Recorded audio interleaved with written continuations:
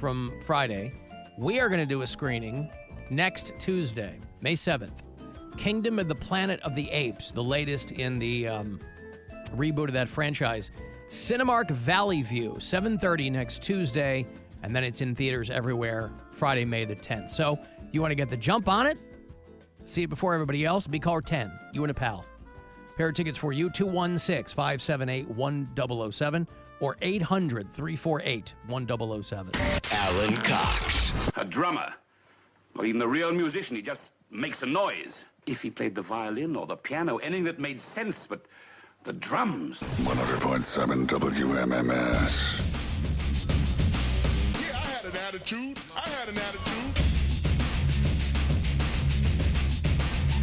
35192, want to send me a text.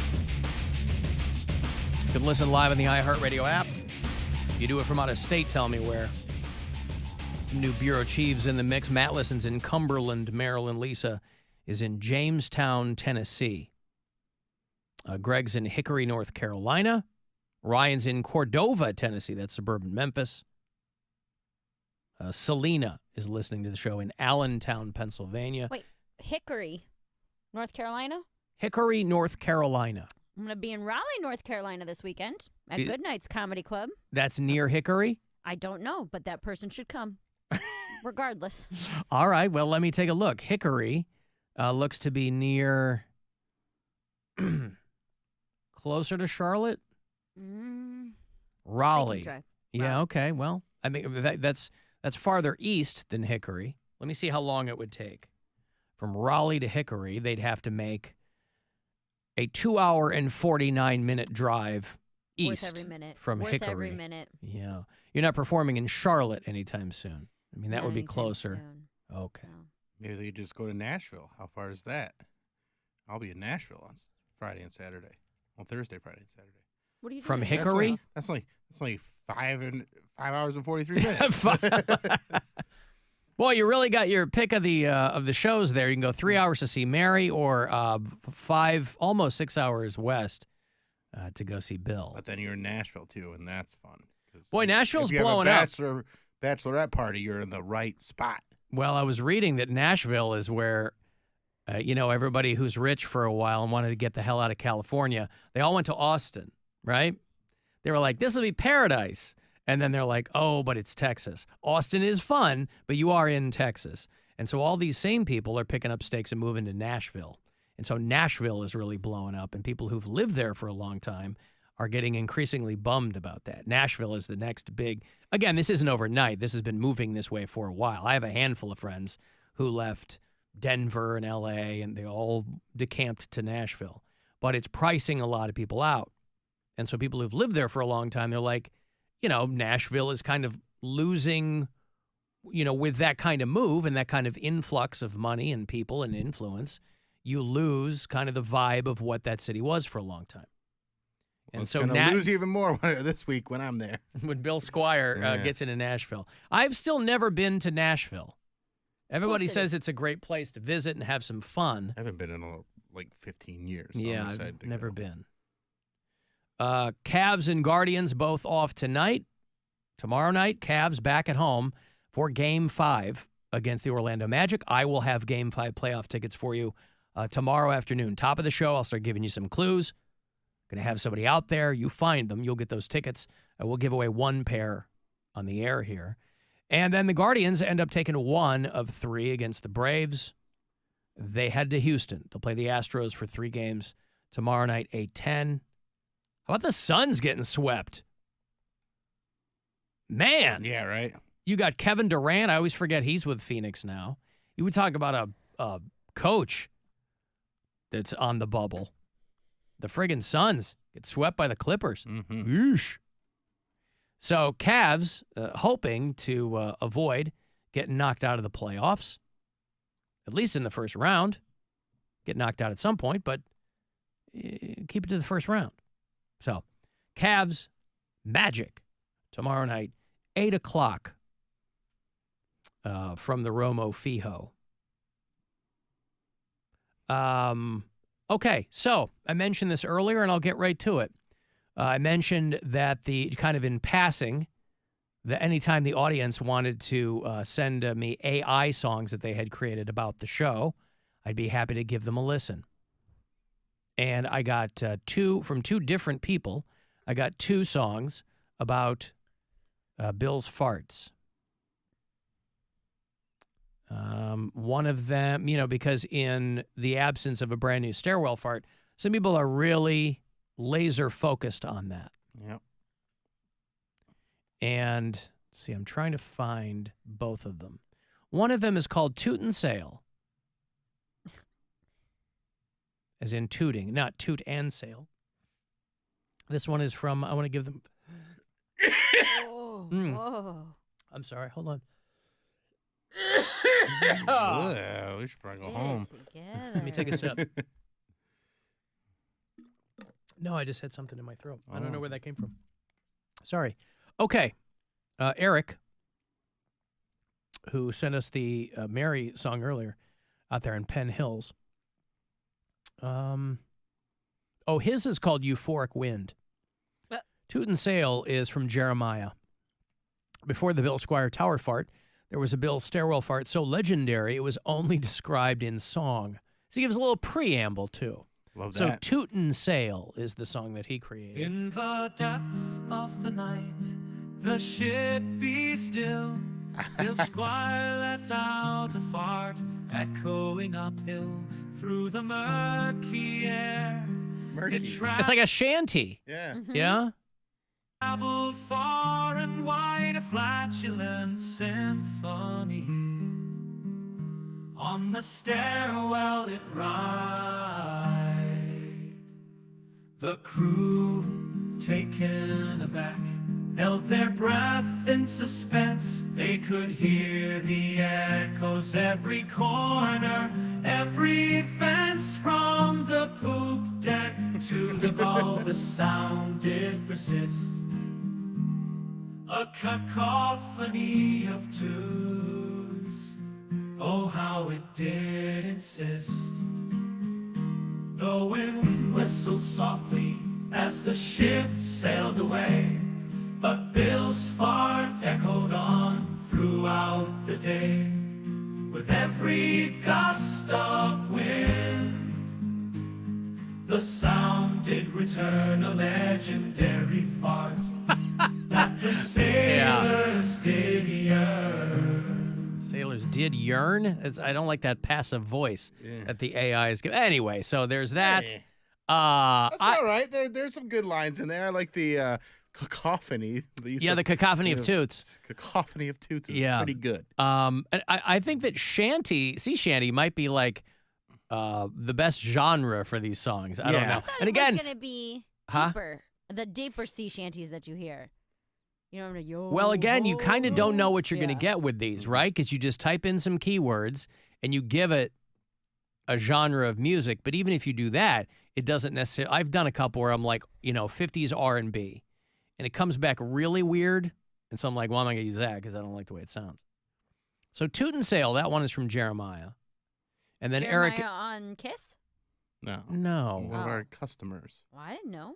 You think Jeremiah at Kiss is spending his time making fart songs about Bill Squire? I don't. He's got his own show to do. He's got his own problems. Yeah, his show's so easy compared to ours. Eric in Penn Hills wrote an anthem that encourages you to fart your farts, and the AI called it Euphoric Wind. Right? It's a great title.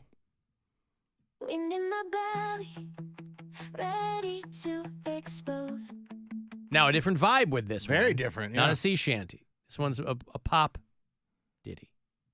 Symphony of sounds that got to unload. Let it go, let it rip. No need to hold back. Fart your farts and embrace the attack. Embrace the attack, Bill. Embrace the attack. Fart your farts and embrace the attack. Yeah. Breaking the silence, breaking the rules. Just a natural function. No need for fools. Release the pressure. Set your gas free. Fart your farts with pride. Full of glee. Full of glee. Fart your farts. Let them fly high like a gentle breeze.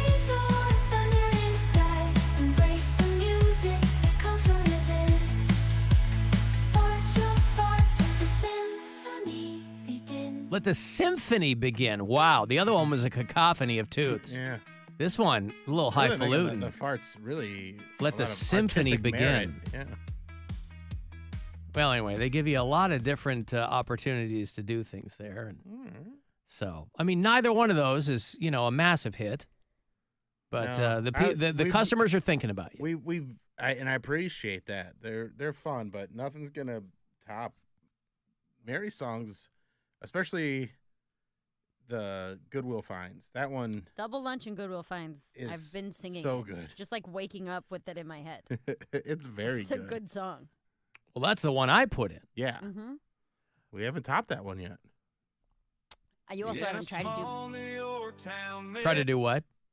country again. Yeah, country. That I might. feel like country is Yeah, the, you said might sea be shanty, right. I think country is the one. You might be right. In a small New York town, Mary's on her grind. She's a comedian, make folks laugh all the time. From open mics to late night shows, she's got the skill. But when the day's done, she's got her own hillbilly thrill. At lunchtime, Mary ain't like the rest. She grabs a double portion. She's always blessed. She stacks the plate high with comfort food so fine. Hear right country music playing, it's her kind of dime. Comes. Double lunch and Goodwill Finds, that's Mary's way. Laughter and country music, making her day. No fancy stores or expensive taste, that's for sure. She's living high off a double lunch and thrift store scores. Thrift store scores. So good. That's a tough one to top. That is true.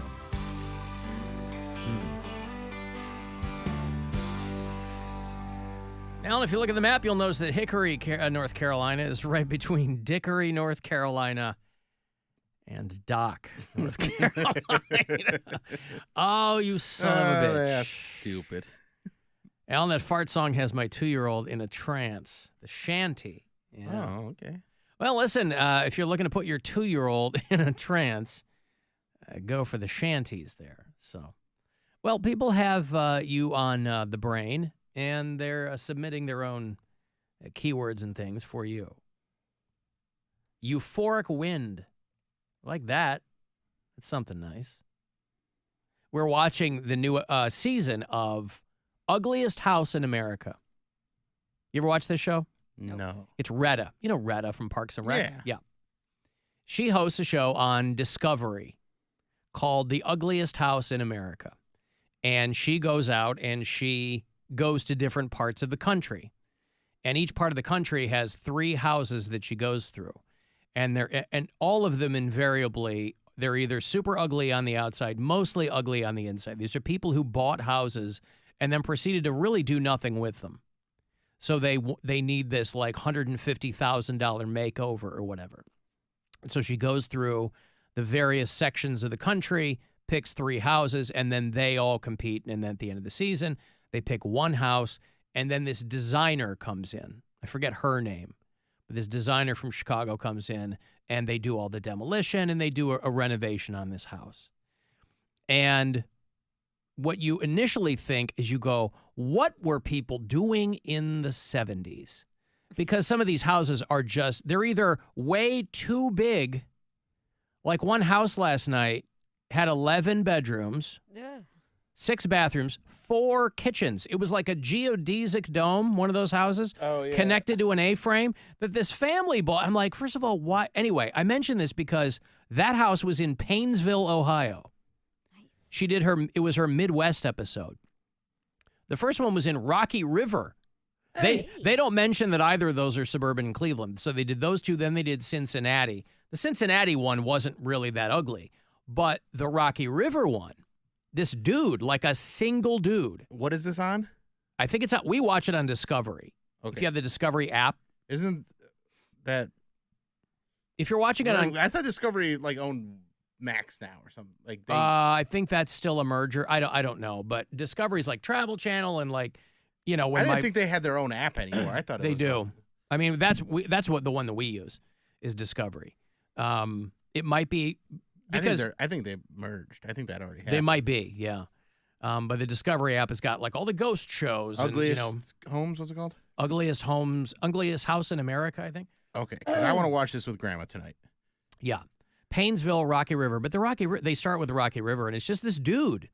A dude who looks like he's in his like late 20s, plunks down like $250,000 for this house.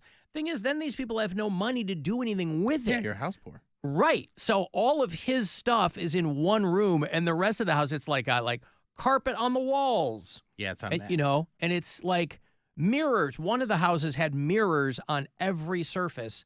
And I'm like, this is crazy. But even in the 70s, who was doing this? I mean, I grew up in the 70s, We had like orange wallpaper in the kitchen, things like that. We didn't have carpet on the walls. So I don't know what these people are thinking. Anyway, all these people are desperate to get something done with their house. But this family in Painesville that they spotlighted, 11 bedrooms, 6 bathrooms, and one by one, she does a tour of the house and they're showing these things. Every room is just more bonkers than the last. But I'm like, how on earth would you end up getting a house that big? I mean, it's pretty cool. You got a lot of land, but they got like 4 kids. I'm like, you got 11 bedrooms. You got to fill that house with stuff. So I don't know if people are thinking like, well, down the road, I'll fix it up and then like resell it, or I don't know. But the Rocky River guy was like a single dude, and they don't tell you anything about the people. They're not like, he's a financial advisor from blah, blah. They don't do anything like that. She just knocks on the door. They open it up, give her a tour. She comes out. They got to get. Your home is ugly, and I need to see it. Well, these people submit themselves, right? Let me and hear so ugly house. But and they're all hoping to win because the grand prize is $150,000 makeover for this house. Oh yes, I'm watching this tonight with Grandma. This is a perfect show. Yeah, the first Grandma's just episode of the new season is. Grandma's so judgy about stuff like that anyway, so she'll be like, "Why would you do?" It'll blow her mind. It's gonna be. It'll great. blow her mind. Yeah, it's a lot of fun. Giving Grandma something to complain about is like my favorite. Do either of you follow the account on Instagram, Zillow Gone Wild? Oh yeah. Oh, yeah, that's what this reminds me of. Yeah. I think they actually might be turning that into a series, but it's all these, like, insane homes on Zillow that can't sell because the one that they showed had every single room was covered in, like, creepy Annabelle dolls. Like, those antique-looking dolls. Every single room. Like, one was blonde dolls, and then the next room was all brunette dolls, and then the next room was all boy dolls. And they're like, yeah, no one's going to buy this house, regardless of what the room looks like. You're giving off weird vibes here, man. Not only that, but some of them, like if you look on the outside, they look awesome, like they're perfect. Like Zillow Gone Wild now has a home listing in Plymouth, Minnesota. And they're like, you never know what's going on inside a home. From the outside, It looks perfectly normal and modern, and it's impeccably landscaped. And then you go inside, and it's positively demented. Yeah. Zillow Gone Wild premieres this Friday on HGTV. Oh. So it's a show now. Yeah. Yeah, I thought they were going to start it as a show. Those are cool. So you're like, Brian. what is happening in these houses? Somebody spent a ton of, money done by taste, right? Yeah. So some people with a lot of money, either they hired a designer who really took them for a ride, but yeah, it's bananas.